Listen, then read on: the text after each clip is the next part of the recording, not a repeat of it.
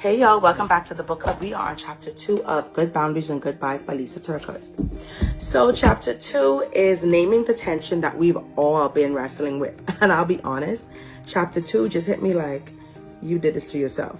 And so starting off, Lysa TerKeurst gives us an example of a relationship with a friend and how this relationship started to get shaky, and she was like, maybe I need to work on my patience. Maybe I need to work on this and I need to work on that. But the more she tried to change, her friend's needs changed as well. And then she realized that she was becoming resentful toward this friend. And so the first thing she advises us to do is define the problem. Like, what is happening? Why do I feel this way about this situation, about this person? Her conclusion was that she was becoming resentful because she had given this person more emotional access to her life than she really should have. And so from there, we start to limit access. That's number 2. Limit your access. Proverbs chapter 4 verse 23 says, above all else, guard your heart, for everything you do flows from it. Another version says, because it is the wellspring of life. So there is no shame in setting boundaries. And what I like about chapter 2 is that it gives us grace for ourselves. Like, there are times when a relationship starts and we did not set the right boundaries.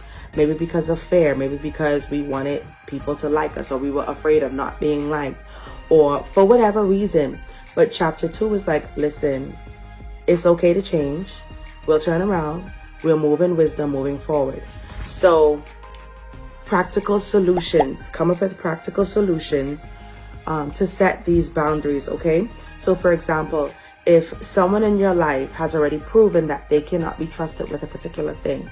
An example here, it could be a spouse. You know, you've asked them, it says, maybe in your marriage, you've trusted your spouse to pay your car insurance bill each quarter. But then on vacation, both of your phones are suddenly bombarded with urgent calls that your insurance is about to get dropped. And so if this is something that's been happening over and over, we can set a fair boundary that, okay, you cannot be responsible for this particular thing. I will take this on, and maybe there's something else that they do responsibly and consistently, and there's no shame in that. It's not just for the function of a relationship, but it's also for your inner peace. It's also for your heart. It's also for clarity in your mind, and that, of course, we know spills over, like the scripture says, into everything else we do. The way that we're going to relate to our spouse, to our children, the way that we're going to keep ourselves, the way that we feel about ourselves, is all going to come from if we are of a clear mind and a clear heart. So chapter 2, name the tension, define the problem, limit that access, and it's okay to change. Come up with practical solutions.